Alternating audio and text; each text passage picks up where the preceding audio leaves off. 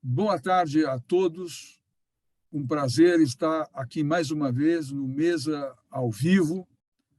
Hoje estarei à frente desse projeto sozinho, uma vez que o Luiz está em merecidas férias, está no exterior, deve estar nos assistindo em algum hotel, mas não vai entrar hoje para conversar conosco. Me coube fazer, às vezes, de anfitrião, além de parceiro de um grande cara, de um guru da área de agronegócios e cada vez mais envolvido em os variados temas decorrentes deste setor, do que tem de mais moderno. Não tem lugar hoje no país que um estudo mais profundo e mais racional do business, de agrobusiness, que não passe pelas ideias, pelo protagonismo e ativismo da Data Agro, comandada desde o início pelo Plínio Nastari. Tive o privilégio de conhecer o Plínio há muitos anos atrás, talvez uns 20 anos atrás, quando em vários projetos eu ou tropecei com ele, dando consultoria em empresas clientes, ou mesmo convencendo a participar de um projeto, nos ajudando, ou mesmo na posição de conselheiro. Eu me lembro, por exemplo, da Otávio Lage, lá em Goianésia, me lembro da Cocal, me lembro também da Moema, projetos que estivemos juntos e eu pude ter o privilégio, como já disse, além de estar perto, ver o Plínio atuando. Fiz esse convite algumas semanas atrás a ele e tive ele de imediato aquecendo a estar conosco e nos provocou em trazer hoje assuntos que nos causam um olhar especial. Como fazer a transição energética, como cuidar dos assuntos ligados à energia limpa, como aproveitar o imenso potencial que o Brasil traz para o mundo e a matriz de energia. Ele também é protagonista de vários projetos, entre os quais o RenovaBio, tem atuação em todas as áreas e das novas ideias, não a sustentabilidade marqueteira, oportunista, mas, de fato, aquela que dá um moto contínuo ao projeto de energia do país e, certamente, do mundo, onde ele tem uma atuação também bastante importante. Plínio, de novo, sem me repetir, um grande prazer, uma honra para nós da mesa e a todos que nos assistem, estar com você. Bola no seu campo, meu amigo, guru. Muito obrigado, Herbert. É uma honra muito grande receber o seu convite e uma oportunidade de estarmos juntos novamente. O assunto que nós vamos discutir hoje é um assunto muito caro a mim. Eu trabalho com planejamento energético desde a década de 80, de forma voluntária, atuando, tentando dar uma contribuição aqui no Brasil, nessa área. E sobre esse assunto, nós desenvolvemos uma visão sobre o que pode ser a mobilidade sustentável do futuro, utilizando recursos disponíveis, que é uma visão que se aplica muito bem ao Brasil, mas não só ao Brasil, a muitos outros países com condição similar. E essa visão é a visão que esteve por trás do desenvolvimento, da concepção, do desenvolvimento e da implementação do RenovaBio, que é o Plano Nacional de Biocombustíveis, que é o maior programa de descarbonização na área de transportes do mundo. E eu acho que a oportunidade de a gente estar conversando sobre isso é uma oportunidade para conversar com as pessoas de relacionamento da mesa corporate e com você, com o Luiz Marcati e toda a sua equipe, qual é essa visão e por que ela é tão importante nesse momento de transição. Como eu lhe disse na nossa conversa inicial sobre esse tema, há momentos muito marcados na história da civilização em que há uma transição tecnológica ligada à mobilidade e a transportes. A gente consegue identificar um primeiro momento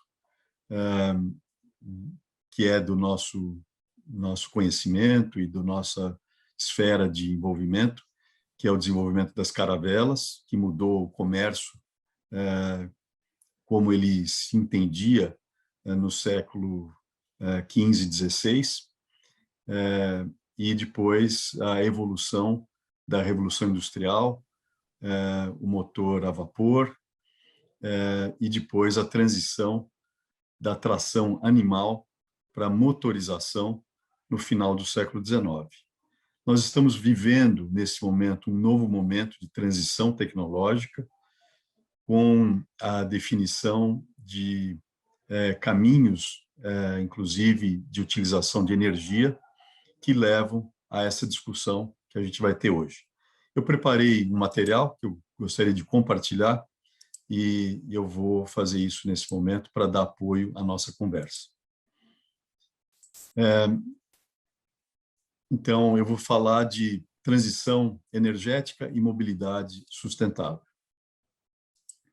Bem, em primeiro lugar, eu queria pontuar por que quando a gente fala desse assunto, o Brasil é um país relevante nessa discussão.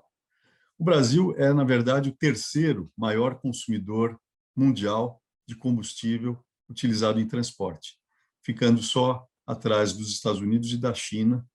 Estados Unidos, que é o grande consumidor de energia do mundo, e a China, que tem uma população aí de 1,3 bilhão de pessoas. Mas o Brasil à frente da Índia, que tem uma população aí de 1,35 bi, à frente do Japão, à frente da Rússia.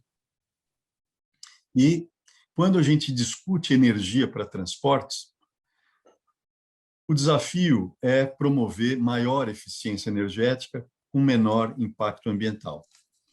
E surgem algumas questões relevantes, também acessórias, como a acessibilidade de preço ao consumidor, a existência ou não de infraestrutura de distribuição requerida para a adoção de uma solução, e a sustentabilidade numa avaliação integral que geralmente é feita pela avaliação do ciclo de vida. E a determinação da combinação mais eficiente de fonte de energia e tecnologia de mobilidade depende do critério de avaliação que você utiliza. O critério mais básico é o tanque à roda, o tank to wheel, que é a avaliação que leva em conta a emissão de carbono apenas do cano de escape. Então, não importa a origem da energia, não importa a infraestrutura que você usa, não importa a emissão de carbono dos sistemas utilizados para a mobilidade. É simplesmente o cano de escape.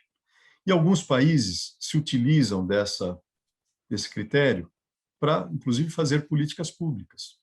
E, às vezes, acabam cometendo enganos, criando soluções que, na verdade, só maqueiam a situação pré-existente. O segundo critério, um pouco mais avançado, é o poço à roda, ou campo à roda, well to wheel, onde você avalia a emissão da geração da energia até o seu uso final. Essa é uma avaliação já consolidada, com bastante pesquisa, muitos trabalhos publicados e bastante consolidada. E a terceira, a mais completa, é o berço ao túmulo, ou cradle to grave, onde você avalia as emissões de carbono em todos os sistemas. Então, desde a geração dos veículos e dos sistemas de transporte, a distribuição, a geração de energia, até o uso final dessa energia e o descarte dos equipamentos utilizados para a mobilidade. É a avaliação mais completa e, nesse momento, estudos estão sendo desenvolvidos para fazer esse tipo de avaliação. Esse quadro aqui parece um quadro meio busy, meio complicado de ler, mas, no fundo, na abscissa a gente tem emissões de gases do efeito estufa, em gramas de CO2 por quilômetro, e na ordenada, consumo energético em megajoule por quilômetro. E essas linhas refletem combinações de motorização e combustível ou energia utilizadas em cada opção. A linha mais acima e no quadrante nordeste, a linha preta aqui, ela reflete os motores de combustão interna utilizando gasolina sem biocombustíveis. Então, são opções hoje nesse ponto mais alto, que é o ponto de 2019, e à medida que a gente caminha nessa linha, a gente está caminhando na direção de 2032, são opções que ainda têm consumo energético relativamente alto, da ordem de 1,6 megajoule por quilômetro, e emissões da ordem de 140, 145 gramas de CO2 equivalente por quilômetro. E a evolução desta tecnologia se imagina ocorra ao longo dessa linha. Essa linha preta mais abaixo são os híbridos com gasolina sem biocombustíveis. Então, vocês vejam que tem um ganho ambiental, tem uma redução de consumo energético, e a evolução prevista para essa tecnologia é indicada por essa linha preta. A última linha preta mais abaixo aqui é a da motorização de veículos elétricos, utilizando a energia elétrica comumente encontrada em países do hemisfério norte, na Europa e nos Estados Unidos, que é um mix de energia fóssil e renovável, e essa é a previsão de qual seja a evolução dessa tecnologia até 2032. Então, vocês veem que ela tem um consumo energético bem baixo, da ordem de 0,7, 0,6 megajoule por quilômetro, e emissões mais baixas, aí hoje na faixa de 92, caminhando na direção de 70 gramas de CO2 por quilômetro. Vamos olhar essa linha verde aqui. Essa linha verde é o motor de combustão interna utilizando etanol. Vejam que ela tem um consumo energético parecido com o do motor de combustão a gasolina, mas tem uma emissão muito baixa, porque a energia do etanol é uma energia muito limpa. Então, hoje já, embora o consumo energético ainda seja alto, a emissão dessa tecnologia é muito baixa. É mais baixa, inclusive, do que a do motor elétrico, usando eletricidade, encontrada no hemisfério norte, nesse momento. E a previsão até 2032 é que a gente tenha um ganho de consumo energético e a gente tenha uma menor emissão de gases do efeito estufa. Essa outra linha verde são os híbridos. A etanol, a gente já tem veículos híbridos capazes de utilizar etanol, então vejam que eles têm um consumo energético mais baixo e uma emissão bem baixa, né? E esse que está dentro do círculo são as células a combustível que valorizam o uso do hidrogênio, utilizando etanol. E essas tecnologias aqui, tanto o híbrido quanto a célula a combustível, estão dentro desse quadrante aqui, que é o quadrante que se pretende atingir a partir de 2032 na Europa, nos Estados Unidos e também no Brasil. Então, veja que é exatamente essa tecnologia que permite atingimento deste objetivo de emissão e de controle de gases do efeito estufa a partir de 2032. A linha azul é a combinação de gasolina e etanol que a gente tem no Brasil. Hoje, com motor de combustão interna, com híbrido e com veículo elétrico. Vocês veem que mesmo com veículo elétrico, usando a eletricidade que a gente tem no Brasil, que é 83% renovável, a gente não consegue chegar neste quadrante. A Me gente só perdoe, conseguiria...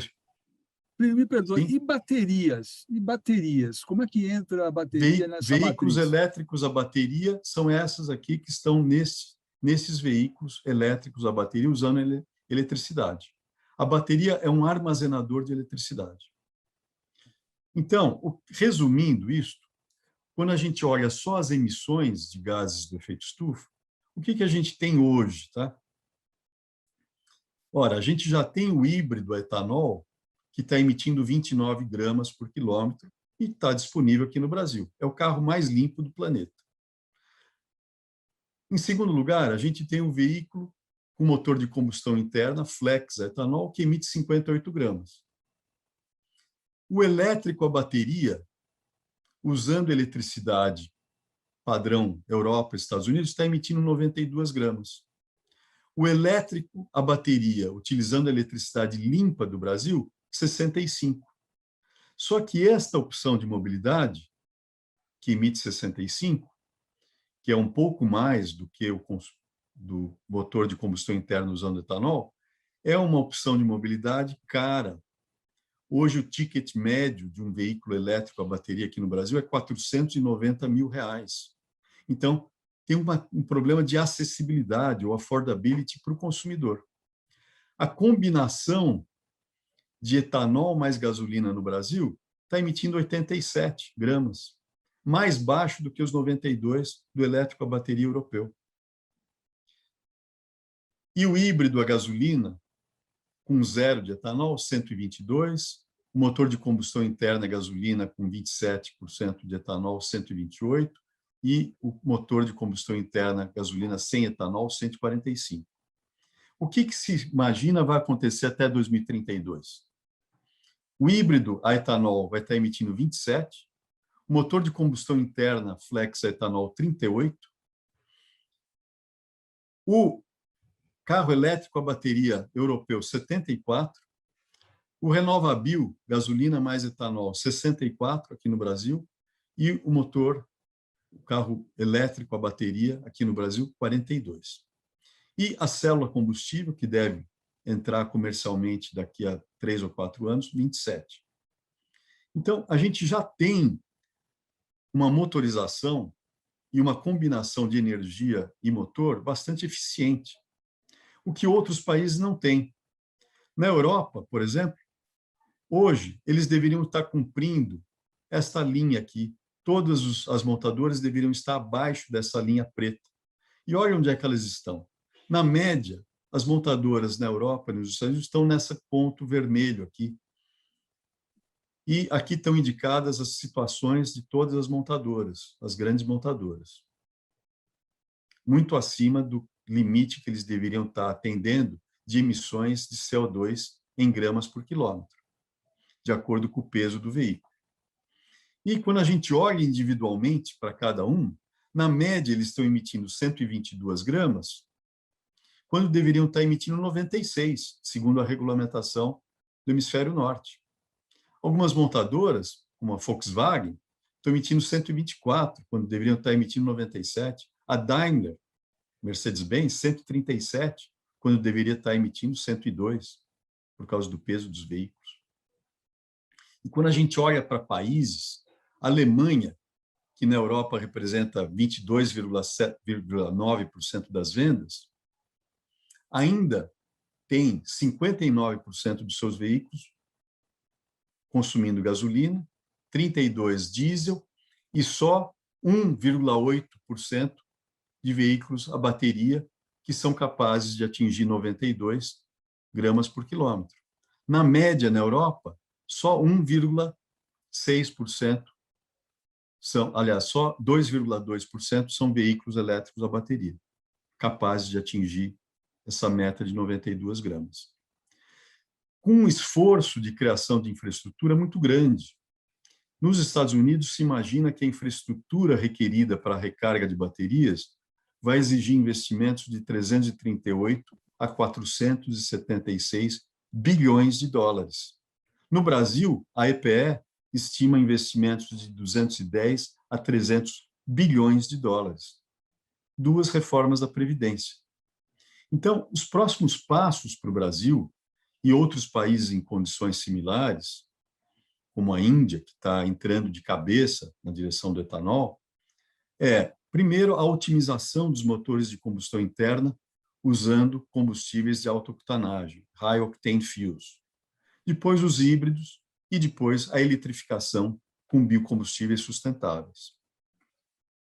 A Nissan, em 2016, emitiu um statement que diz o seguinte: com a atual infraestrutura de distribuição de etanol, o Brasil já resolveu o desafio da distribuição de hidrogênio. Desafio de distribuição com eletrificação usando etanol sem usar metais raros. A mineração de metais raros é extremamente carbono intensiva. Usando uma distribuição de etanol que equivale a uma rede de distribuição de hidrogênio já instalada de mais de 41.700 postos de revenda. Para um leigo, desculpe, Plínio, o que é eletrificação de etanol? É o híbrido. O veículo híbrido usando etanol é um veículo elétrico que usa etanol. A célula combustível também é um veículo elétrico que usa etanol. E é um veículo que não enfrenta os problemas enfrentados pela bateria, usando e aproveitando o elevado conteúdo de hidrogênio do etanol. Então, qual que é a reação desses veículos de célula combustível, de óxido sólido, queimando etanol? É o etanol mais oxigênio, gerando CO2, que é reabsorvido pela biomassa, e vapor de água. Acaba o problema da poluição. Qual que é o grande problema das baterias? O grande problema é a sua baixa densidade energética.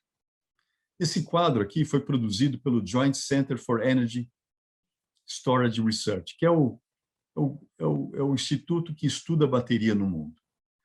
As baterias, os pacotes de bateria de lítio da Tesla hoje têm uma densidade energética da ordem de 130 a 140 watts-hora por quilograma. A meta da indústria é chegar a 330. Um dia, se tudo der certo, essas baterias vão chegar a uma densidade da ordem de 800 watts-hora por quilo. Então, a evolução das baterias se imagina que vai caminhar dessa maneira. A gente vai passar dos 130 para 330 e um dia, se tudo der certo, chegar a 700 ou 800 watts-hora por quilo. Qual que é a densidade energética de um combustível líquido? O etanol, que é o combustível líquido mais limpo, 6.200 watts-hora por quilo. Eu vou pegar esse quadro aqui e vou colocar nesse quadrante. Ele vai estar aqui. O que isso significa? Isso significa que eu preciso de muita bateria para substituir a energia contida num tanque de etanol. E é por isso que os veículos elétricos a bateria são pequenos, eles não conseguem carregar muita massa, muito peso, eles são caros, porque as baterias são cada vez mais caras pelo uso desses metais raros. E exatamente o problema de densidade energética está relacionado ao fato de que elas conseguem armazenar uma quantidade pequena de energia. A maior fábrica de baterias do mundo, que é a da Tesla, em Nevada, nos Estados Unidos, levaria 500 anos de produção para armazenar energia equivalente a um dia de demanda de eletricidade dos Estados Unidos. E tem a questão ambiental. As cidades mais poluídas do mundo estão na Ásia, as 50 mais poluídas na Índia, né?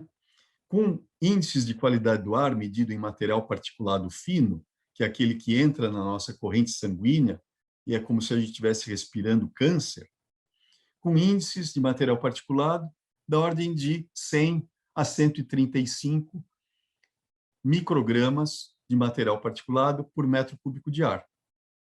São Paulo, dentro desse ranking de qualidade do ar, São Paulo com mais de 20 milhões de habitantes, com mais de 8,5 milhões de carros, está ranqueada no mundo como a cidade 1476 em ranking de poluição.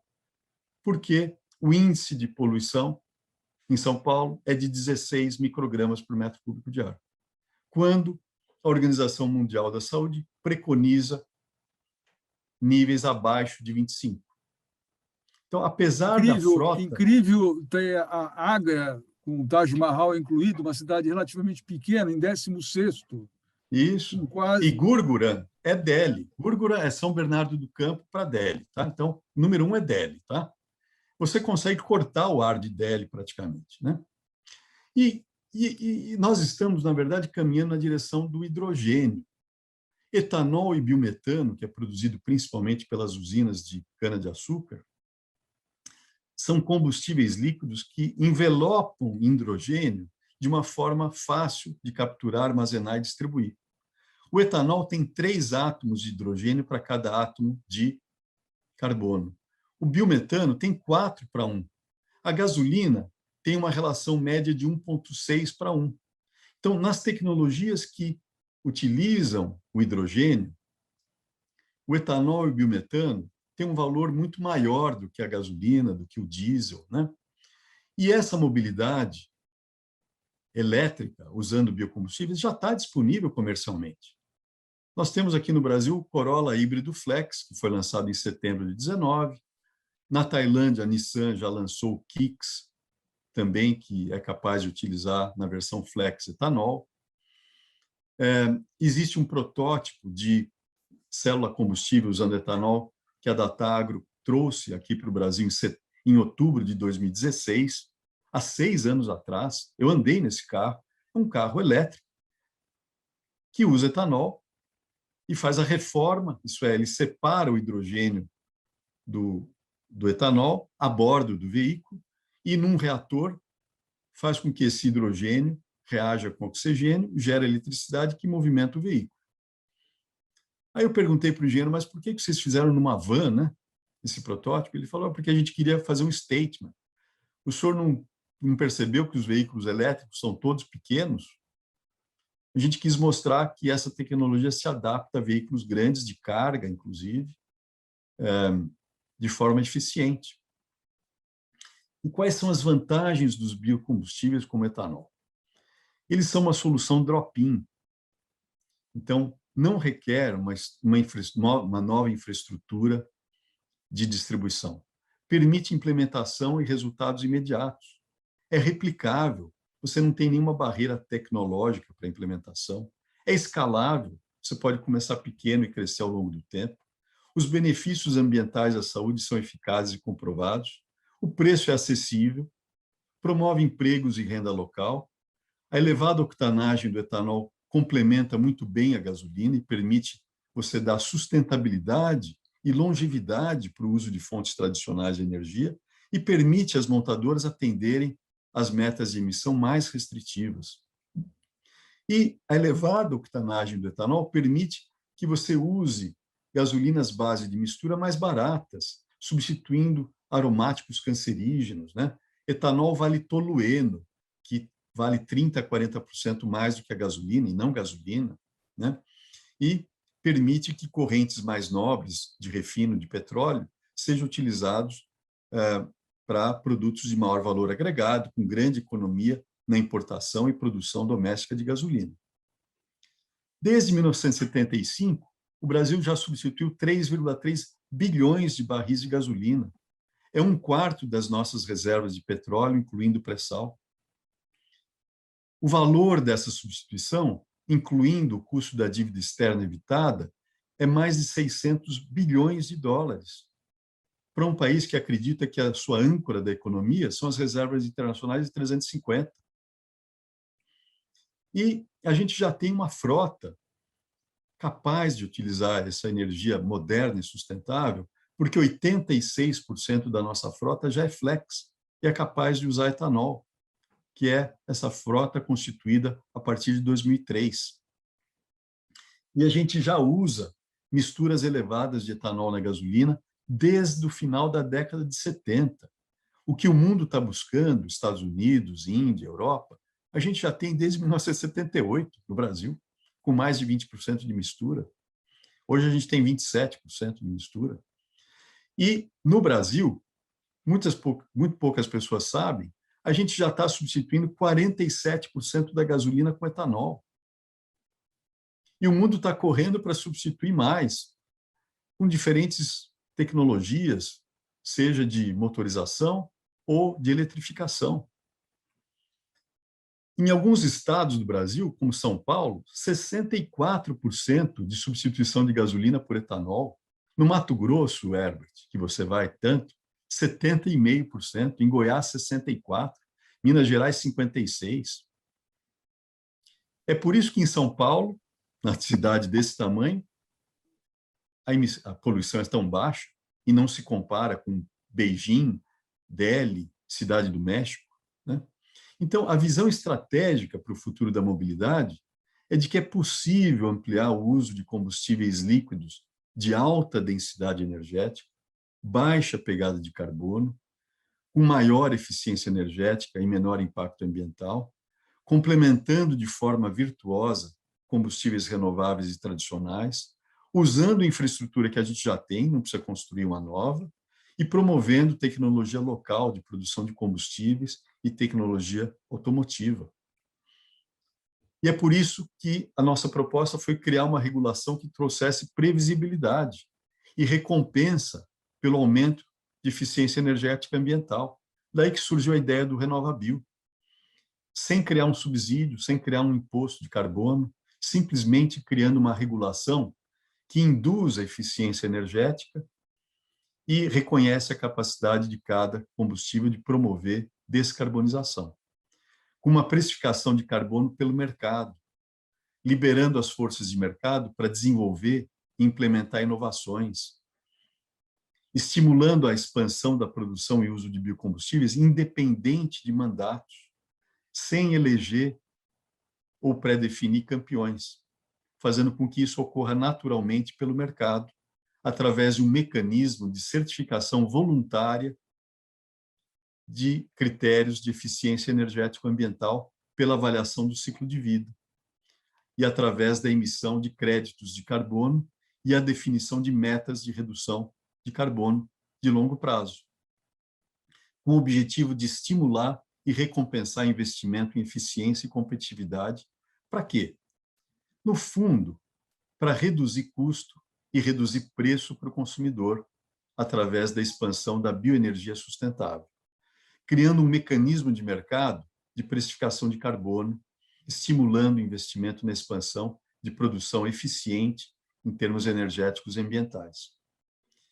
Uma estratégia que permite o Brasil atingir os seus compromissos do Acordo de Clima e que se aplica a outros países, com um critério absolutamente rígido de elegibilidade, que é desmatamento zero, certificado através de satélite. Toda essa produção tem que estar certificada, que não pode advir de matéria-prima produzida em áreas desmatadas. É muito mais rígido do que o próprio Código Florestal. E aí, qual que é a relevância do sistema de distribuição? A gente já tem esse sistema através de quase 42 mil postos de revenda. E esse biocombustível, no fundo, é energia solar capturada, armazenada e distribuída de forma eficiente, econômica e segura. Mais do que energia solar, é hidrogênio. E olha que interessante, o Comitê de Crise Climática dos Estados Unidos, na House of Representatives, recomendou a adoção do RenovaBio nos Estados Unidos. Na COP23 em Bonn, uma declaração de visão de 19 países, que representam mais de 50% da população, junto com a Agência Internacional de Energia, que é um órgão da OCDE, mais a IRENA, disseram o seguinte: para a gente atingir o objetivo de limitar o aquecimento global a 2 graus Celsius, a proporção da bioenergia na demanda mundial precisa dobrar até 2030. E a proporção dos biocombustíveis de baixo carbono nos transportes de terra, mar e ar precisa triplicar. Isso significa passar de 124 bilhões de litros para 500 bilhões de litros até 2030 e para 1,12 trilhão de litros em 2050, para atingir os objetivos do Acordo de Paris. Então, a gente está já indo na direção da era do hidrogênio. mas não o hidrogênio capturado e armazenado em tanques de alta pressão, com 500 a 900 bar, caros e arriscados, de titânio, mas o hidrogênio representado por esses combustíveis líquidos de alta densidade energética e baixa pegada de carbono, produzidos de forma eficiente e sustentável, como o etanol e o biogás e o biometano, que vão dar longevidade e sustentabilidade, inclusive, para as nossas reservas de combustíveis tradicionais, de forma econômica e acessível para o consumidor. Então, a gente precisa entender o etanol como hidrogênio que pode resolver os dois grandes desafios da humanidade: o aquecimento global e a crise do emprego, que é o que está por trás da crise dos refugiados na África, que faz com que as pessoas se joguem no Mediterrâneo para procurar emprego na Europa. Se a gente conseguir convencer a África a produzir biocombustível, a gente resolve esse problema também. E com isso, Herbert, eu encerro essa apresentação e fico à disposição aí dos nossos companheiros para as discussões que podem advir dessa visão. Muito obrigado. Plínio, obrigado você. Uma palestra curta, assertiva, complexa para os leigos e surpreendente. Você, é um catequizador no planeta, não é só no Brasil, a respeito desse tema. Eu tive a oportunidade de tropeçar nessa informação, sem buscá-la, de que você virou um verdadeiro jesuíta, catequizando outros povos e outras civilizações para olhar para a cana, olhar para o etanol, olhar para esse fenômeno dessa transição.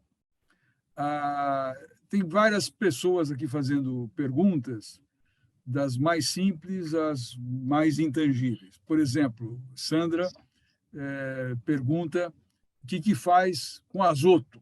Essa é uma. Eu vou falar várias coisas para você. Tem alguma solução? O Carlos põe aqui alguma solução de ter algo híbrido, mas com um gerador próprio dentro do carro, dentro do motor? 3, curiosidade de outro. Como é que a Data Agro, que deveria cuidar de todo o espectro da agronomia, virou etanol, energia, e agora fala de carros, de mobilidade? Lógico, pelo etanol, mas você se tornou também um especialista nessa transformação, nessa disruptura da mobilidade, entre os quais passa toda a indústria automobilística no mundo, né? E certamente as montadoras estão olhando não só a energia, mas qual é o modelo de negócios. Se elas continuam montadoras, se elas viram franquias de alguma coisa, o que tem esse componente no cenário que ninguém sabe exatamente onde a bola vai pingar. O que faz com o mercado de autopeças, o que faz com o mercado de revendas. O Brasil, que já vendeu 4 milhões de carros por ano, independente da energia, hoje não vende, por outras razões, 2,5 milhões e não vai voltar a 4 milhões tão cedo. Então, como é que esse componente se estabelece? Uma curiosidade agora minha, ingênua. Esse processo de 2030 me parece muito precoce. Não precoce na ideia, na necessidade, frente aos compromissos que todos os países estão assinando ou estão se vinculando. Mas me parece precoce na velocidade da tecnologia, na velocidade da transformação, no abandono de uma coisa para assumir outra. Então, isto vai se dar, quer dizer, a disruptura vai se dar por governos, por fabricantes, por empresas de energia em diversas áreas, de petróleo, eólica, whatever. Quer dizer, quem vão ser os pilares dessa transformação? Entendo que o Brasil, Herbert, a Índia... Você fez inúmeras perguntas, né? Só a última, eu prometo que eu me calo. Aí você responde o que você quiser, depois a gente volta por escrito para você e repassa para o público. Fica tranquilo. Mas eu quero mostrar o que você provocou em pouco tempo.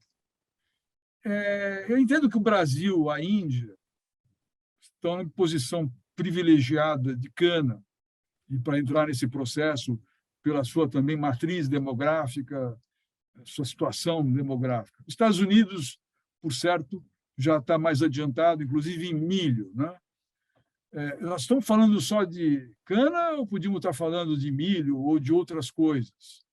E essa impressão que eu tenho que a Índia e o Brasil passam a ser os celeiros dessa discussão, é mito ou verdade? Falei tudo por enquanto, vou deixar as outras 30 questões à parte.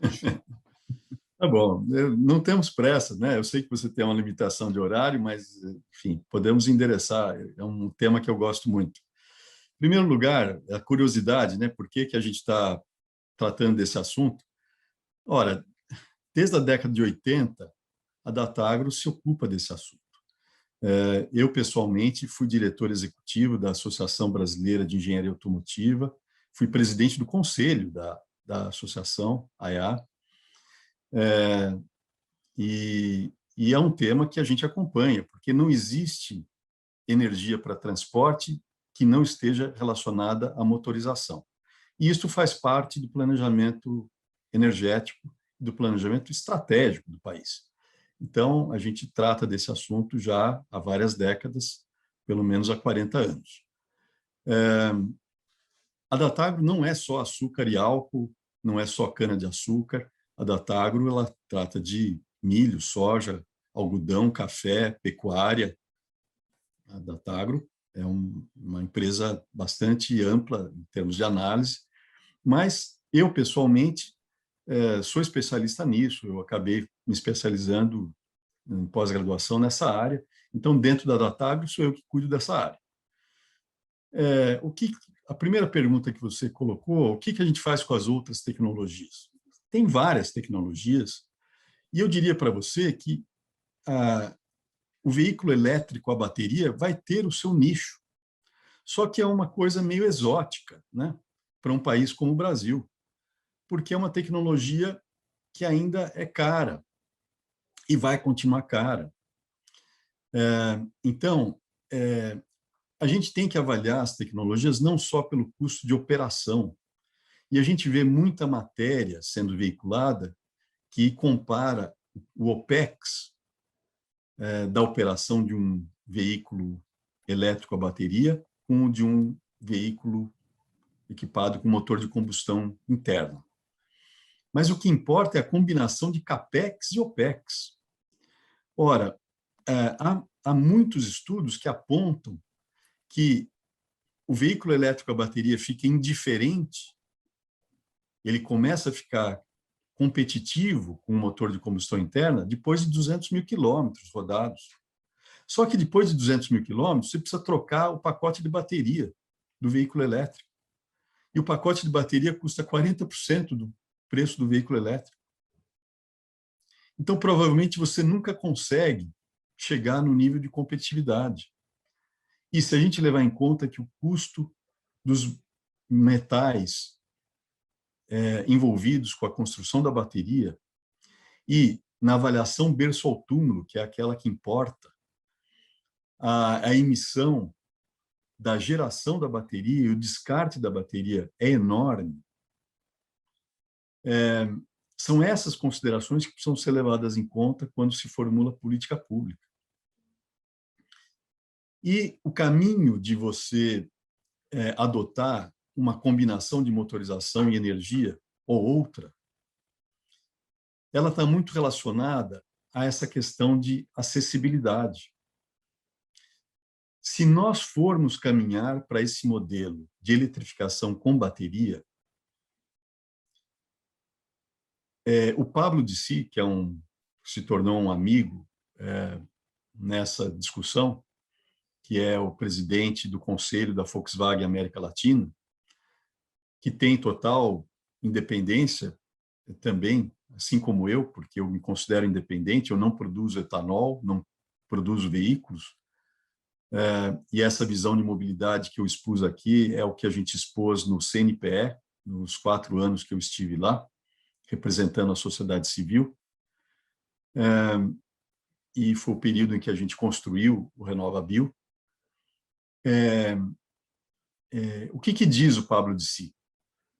que se a gente for no caminho da eletrificação com bateria, a gente vai ter um país com um pequeno grupo de pessoas que vai ter condição de ter o seu próprio veículo, e o resto vai ter cavalo e bicicleta. E isto vale para uma série de outros países. Por que que surgiu agora essa possibilidade, inclusive essa semana, uma missão mista de governo e empresários está lá na Índia, né? Tratando aí da integração tecnológica, inclusive automotiva, entre o Brasil e a Índia, porque a Índia decidiu que vai ter veículos flex a etanol e já autorizou a distribuição de álcool puro. Como é que surgiu isso? Em 2017, como membro do CNPE, eu estava numa viagem, uma missão de governo lá na Índia, e com 3 ministros eu falei para eles, olha, vocês têm 3 problemas. Vocês têm uma dependência por importação de petróleo de 81%, que era a mesma que o Brasil tinha em 1975, quando foi criado o programa Dual. Vocês importam 4 milhões de barris por dia de petróleo e derivados. Vocês gastam 110 bilhões de dólares por ano. Então, vocês têm um problema de dependência. Segundo, vocês têm um problema de poluição. As 25 cidades mais poluídas do mundo estão na Índia. Vocês precisam endereçar essa questão.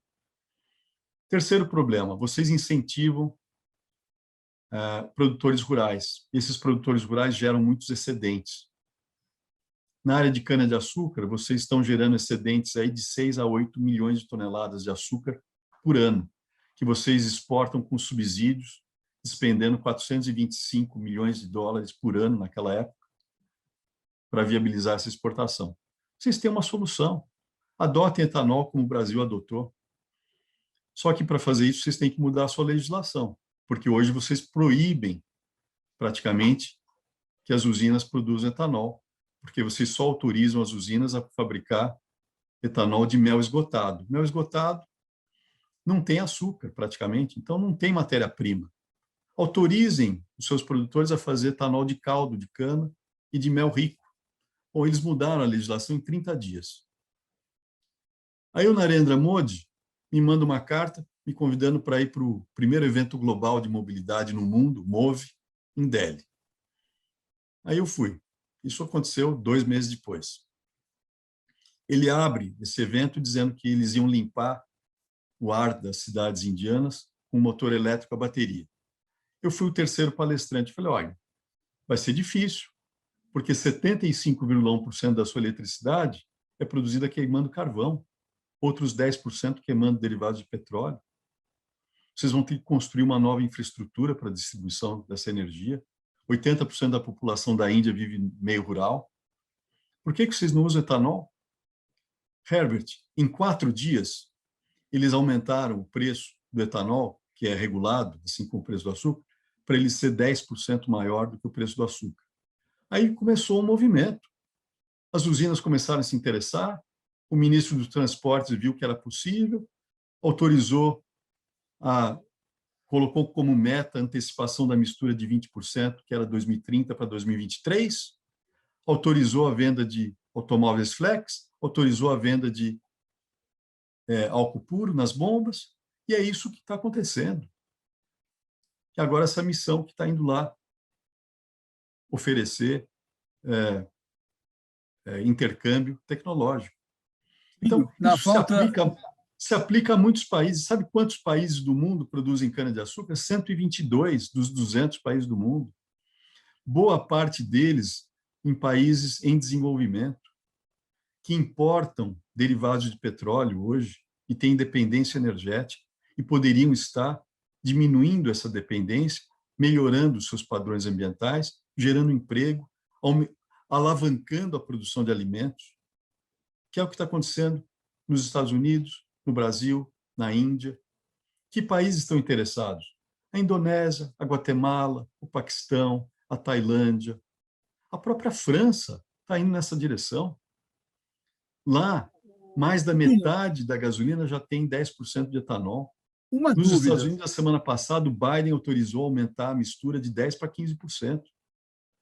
eu não tenho, porque sou distante do assunto, acessado informação em todos os partidos nessa disputa eleitoral que se avizinha.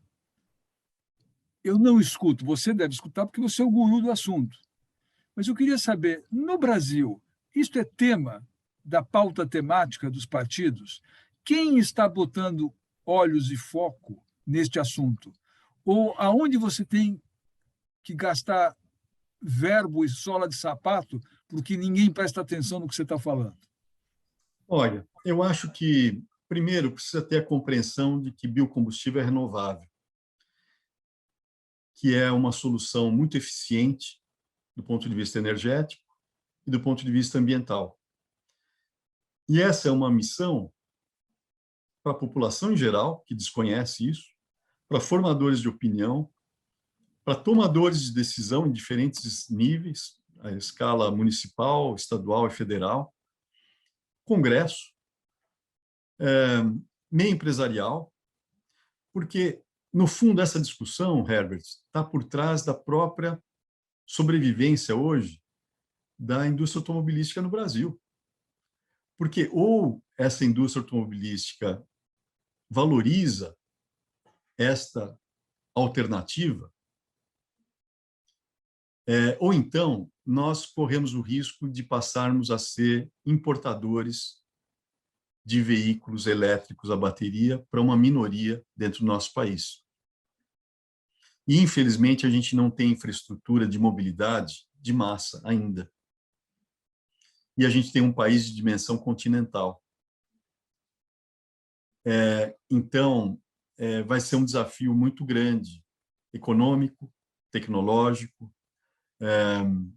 social, se a gente for buscar uma outra rota. Agora, sim, eu acho que isso daí poderia ser uma pauta, você tem toda a razão, de discussão política, porque está em jogo o emprego do ABC e de Betim e do Nordeste, está em jogo o desenvolvimento todo da agroindústria no interior, porque você bem sabe, foi a integração da agricultura energética com a agricultura alimentar que alavancou a agricultura alimentar no Brasil e está fazendo isso em outros países também.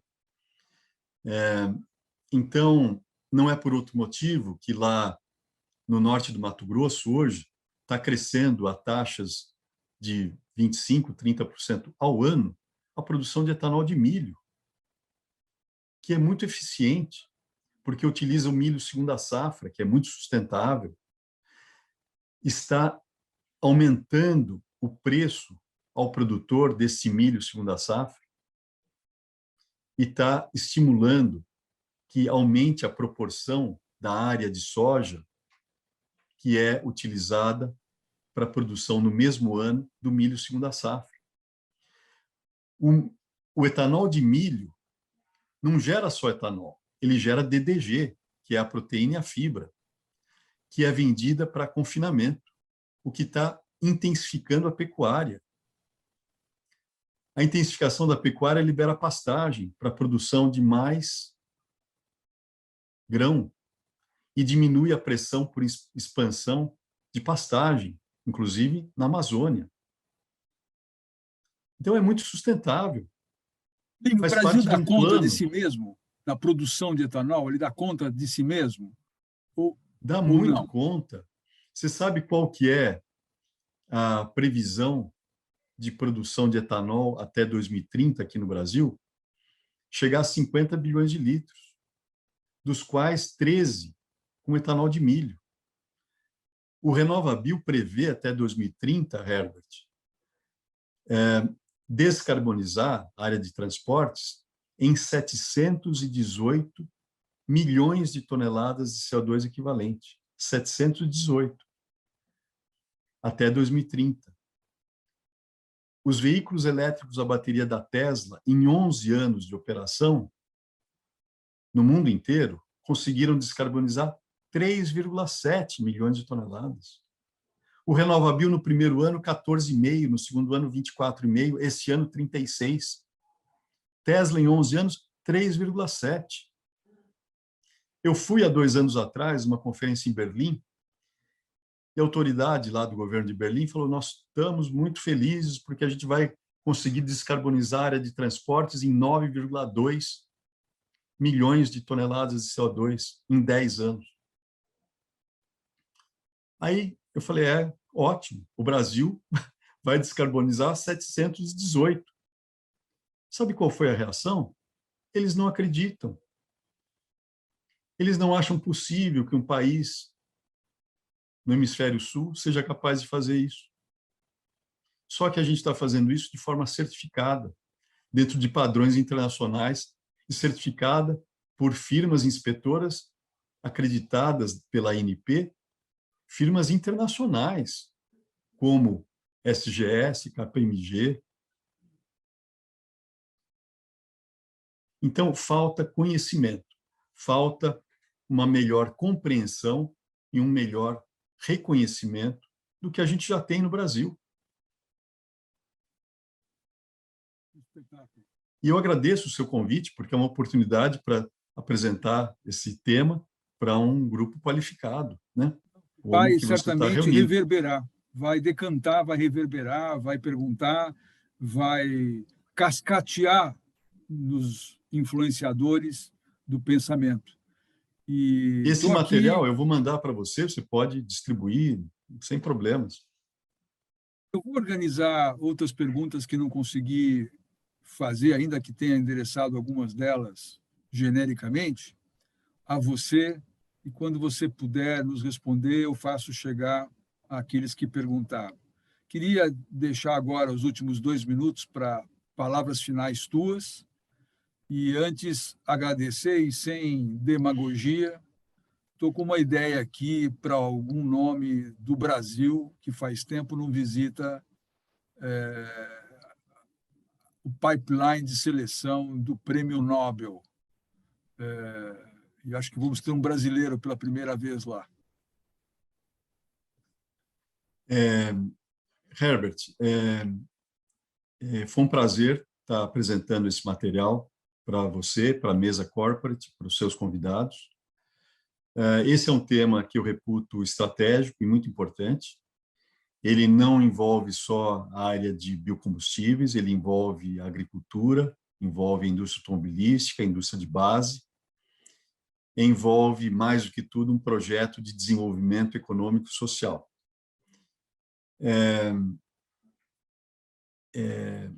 É uma oportunidade que o Brasil tem à sua frente, não para exportar etanol, não acredito que o Brasil vai exportar etanol, ele está muito ocupado em atender o seu próprio mercado doméstico, mas ele poderá exportar tecnologia e conhecimento e fazer com que esta opção tecnológica seja adotada por um grupo maior de países do que simplesmente hoje Brasil e Estados Unidos de forma concentrada. Esta opção foi adotada pelos Estados Unidos na década de 90. Nós ajudamos eles nesse caminho também. E agora estamos felizes de poder dar essa contribuição para outros países como a Índia, a Tailândia, a Indonésia, países na América Central, países na América Latina, e espero, sinceramente, que também na África, porque é um país que tem tudo para desenvolver esse tipo de alternativa. Como eu disse, biocombustível de alta densidade energética e baixa pegada de carbono é hidrogênio verde, envelopado, de forma fácil de armazenar e distribuir, e a gente já tem esse hidrogênio verde aqui no Brasil, com quase 42 mil postos de hidrogênio já disponíveis. É essa mensagem que eu deixo, e obrigado aí pelo seu convite. Obrigado você, foi um prazer tê-lo aqui conosco. Gostaria de despedir a todos, e nós vamos depois passar a gravação desta intervenção do Plínio, já a partir de amanhã no YouTube, porque nós temos uma grande assistência que, quando não pode assistir na hora, acaba visitando no mês seguinte, ao longo dos dias, o mesmo material. Plínio, um abraço forte e até breve. Muito obrigado.